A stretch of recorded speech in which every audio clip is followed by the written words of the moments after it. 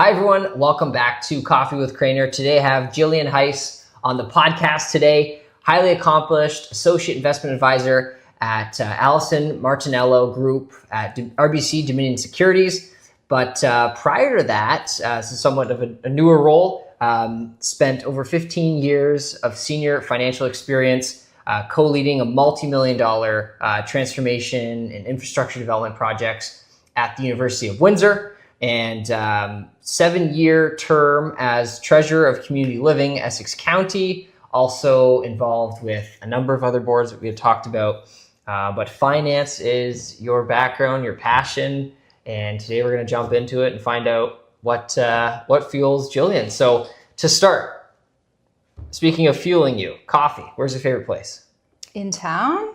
Wherever you'd like. Bucket list. It's Okay. in our machine at home, which is where we make most of our coffee. But that's our favorite go-to spot in Amherstburg for sure. Yeah, and the K-Cups are made locally as well. Yeah. We have beans. We do it legit at Okay. our house. We just trained our 7.5-year-old on how to use the coffee machine. So he's been serving us coffee in bed lately, which has been quite nice. So, yeah, it's been good. But that's our spot, bucket Hopefully, list. like in the morning, not at night, you're drinking coffee in bed. It is in the morning, but it's Yeah. usually 5 or 5:30 when he wakes up. So Yeah. pros and cons. Yes. You definitely need coffee that early. Yeah. Awesome. So just to start off with your time at the University of Windsor, talk to us about that and then the switch to banking. Yeah. So I am a chartered accountant by training. So I started out in public accounting, loved accounting, loved the logic, loved internal controls, loved all that. And then was very happy at EY, which is where I was, and then met my now husband who was living here. So I started doing little job hunting down here and ended up as controller at University of Windsor. That's way back in January of 2015. Hard to believe now. And kind of made my way up through that organization, finishing just last year as VP Finance and Operations. So kind of worked my way up through finance, and we went through some really interesting stuff over those years. It was a great experience, made some amazing relationships, and took the best pieces of that and moved into my next chapter pretty recently. Awesome. And what made you want to switch?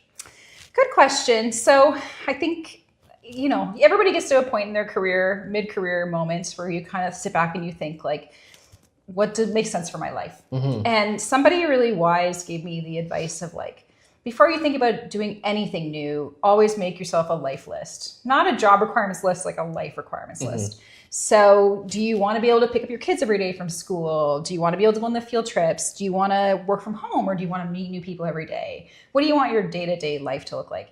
And I spent a lot of time kind of thinking that through and trying to think about what was bringing me joy in my career. And really, it was the human connection and the face-to-face work of making one person's or one family's life better.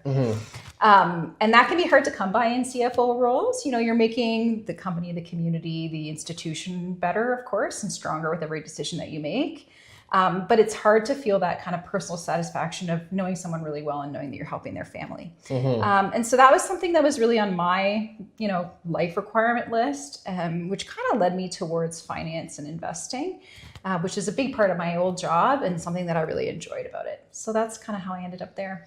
And how did you end up specifically with Allison Martinello Group?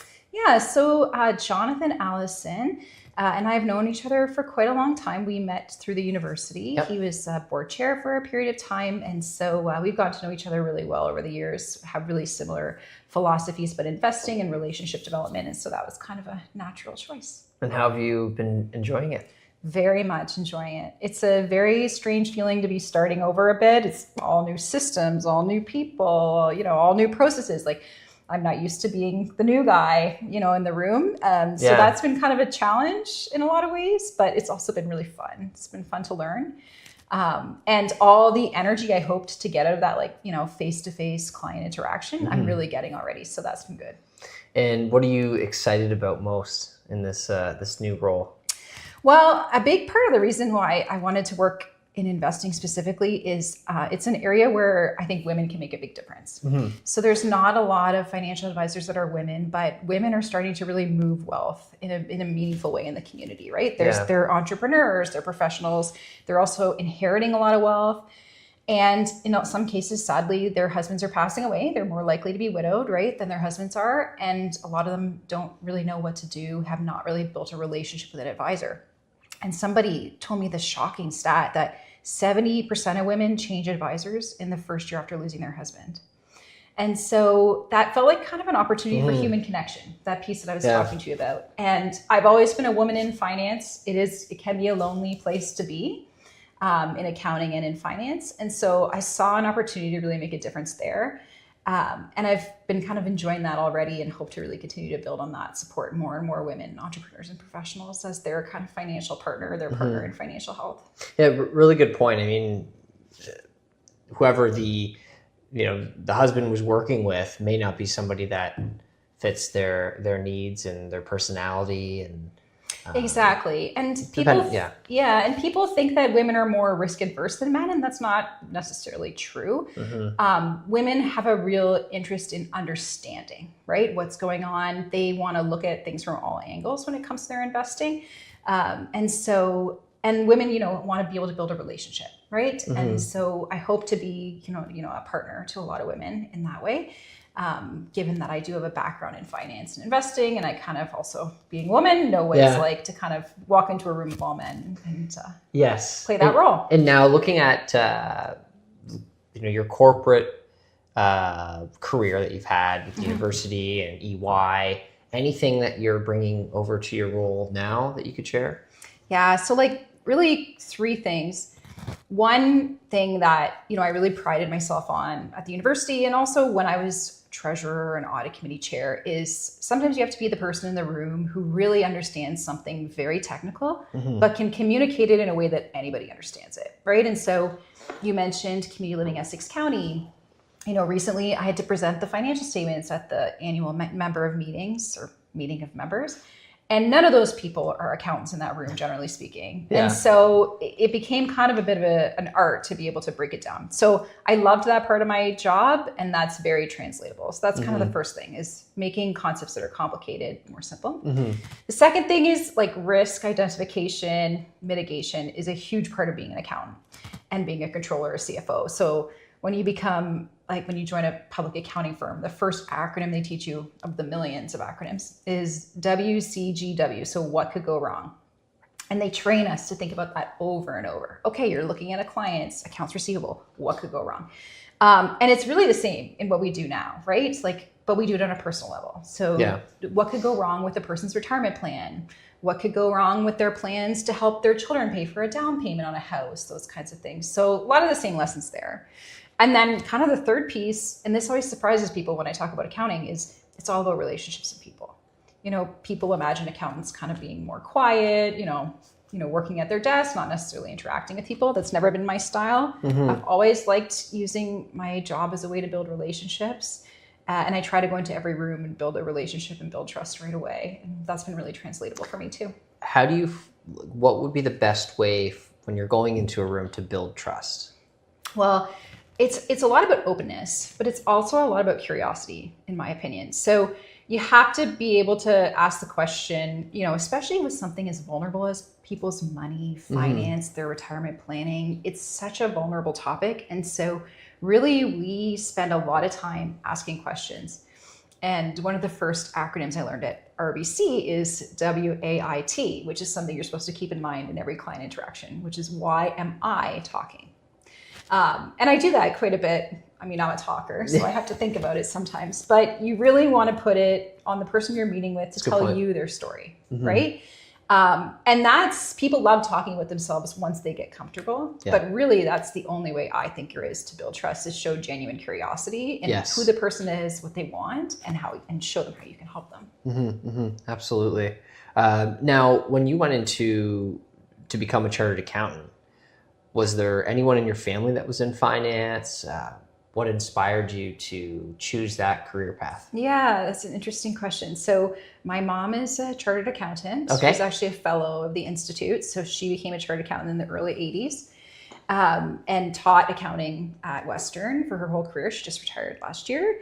My dad is a management accountant by trade, but he's an entrepreneur. Yeah. So when I first started my career, I was really leaning more towards my mom's kind of career path, the teacher, the controller, not-for-profit accountant. Like she really did a lot of that kind of stuff.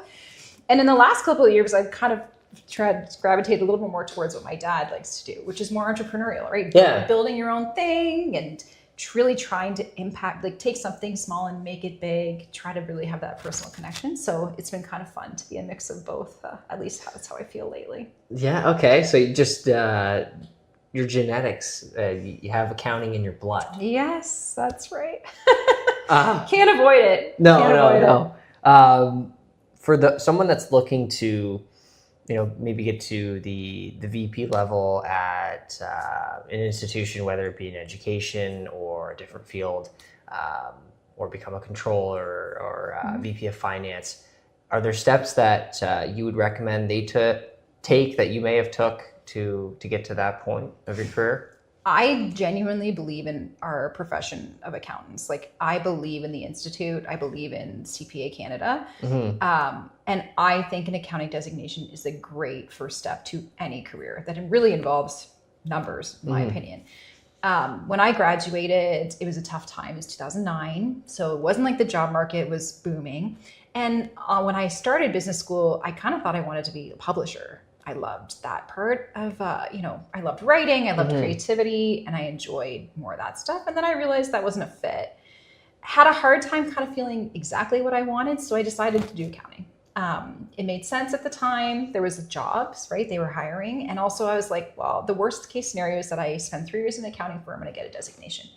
It's by far one of the best decisions I made in my life, not just for my career, for my life, was getting that designation. It just gives instant credibility. And they are doing a really good job of moving the curriculum in a way that is more broad. So they're not trying to train just controllers anymore.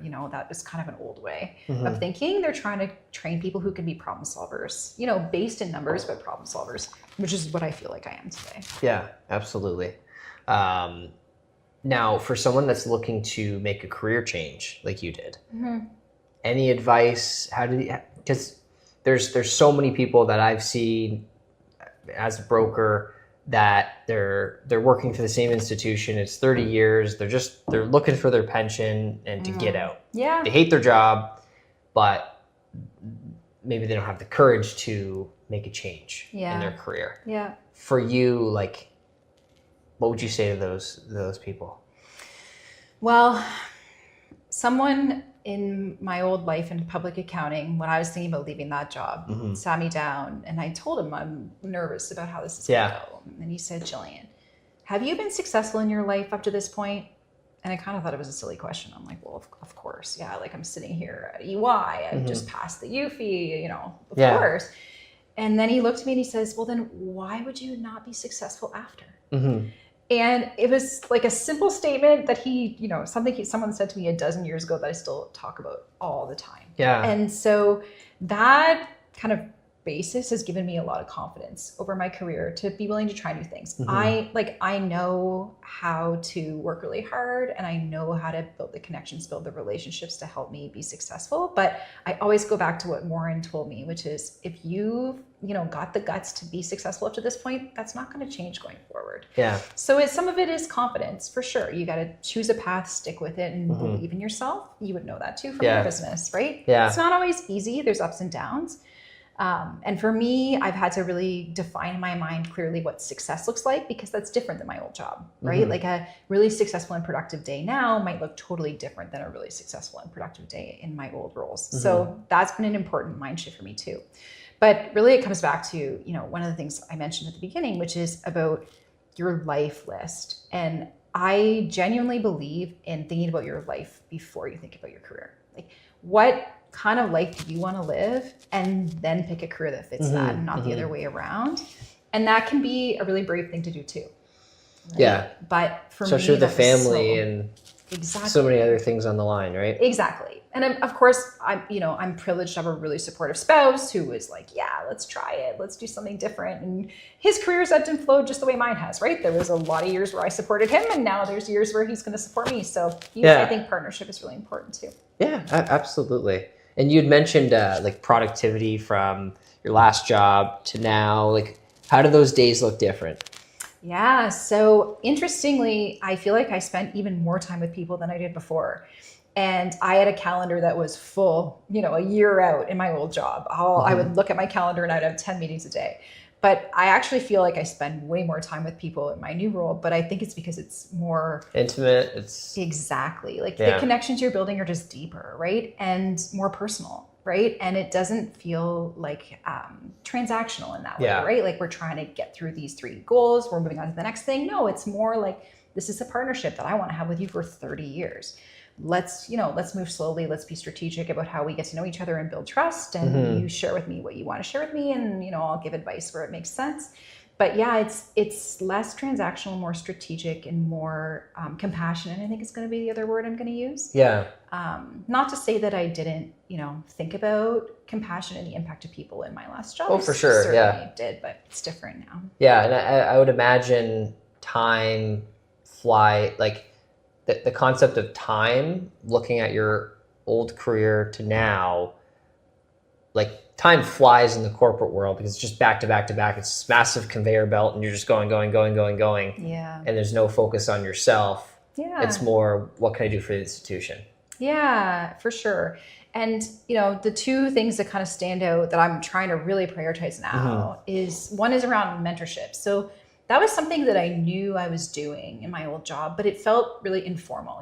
I'd run into someone in the hallway and they'd ask me for some advice and I would, try to give them a few things. And, or, I'd take someone out for a coffee once a year because they were like a new female manager in finance that I wanted to try to develop. It felt like very casual. And that's one of the things I regret about my career over the last 15 or 20 years now is not being more intentional about building mentorships and building partnerships in that way so that like the wonderful mentors that have helped me over my career, I can feel like I'm giving that back. Yeah. So I'm trying to be a little more intentional and strategic about that.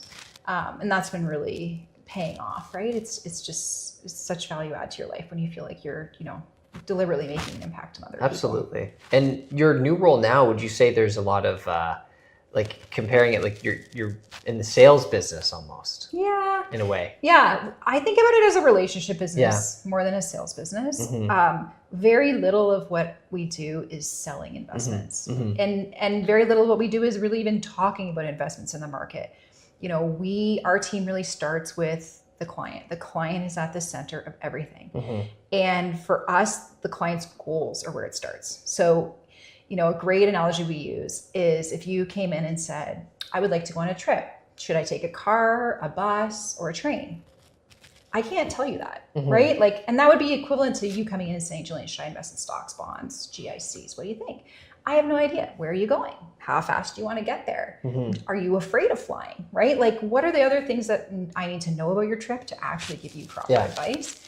And those questions and understanding, the trip takes 95% of our time. The last piece is kind of what we call like asset selection, which is, what plane are you getting on? Is it going to be a 747? Is it going to be with Delta? Those are the pieces that really come later. Yeah. We really focus on where you want to go. And any other tips for other advisors? Obviously, the relationship aspect is so important. Yeah. Anything else that you would put on that list?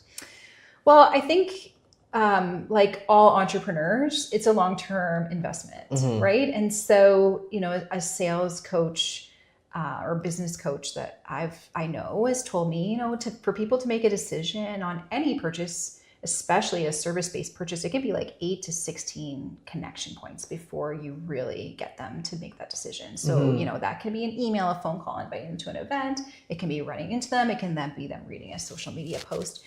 And so it can feel slow, and it can feel like you're not really getting anywhere, but really you're doing all the right things. And so, stick to your plan, build a plan that you believe in, rely on your mentors to tell you if it's a solid plan, and then stick to it and have faith that even though things might not happen overnight, they are happening. And when it comes to choosing an advisor, how would you recommend someone does that? Yeah. So it's like any other long-term relationship in your life, right? Choose somebody that you think you can work with for a long time. Choose somebody that you don't mind sitting across the table with for 30 years. Choose somebody where if you're, if you're married and your spouse isn't there anymore, are you still going to be comfortable sitting there for the next 30 years? An important question to think about too. Yeah. And choose somebody who you think is going to put you at the heart, right? Like, what are your goals? What's your story? What trip do you want to go on? How quickly? That should really be the basis of the relationship. That should be the foundation of the house when you choose a financial advisor, and let the rest of it build, right? Yeah. But, be selective, because it is a long-term partnership. And it's, in my opinion, financial health is right up there with mental and physical health, right? We do everything we can to keep our clients healthy. Yes, absolutely. And how can those watching get in touch with you, Gillian? So we have a website, Allison Martinello Group .rbc.com. Okay. I think. Awesome. We might have we'll put that on the screen there. Okay. Or you can check me out on LinkedIn, Gillian Heisz. Okay. Awesome. Well, thank you so much for making the time, and those watching, really appreciate you being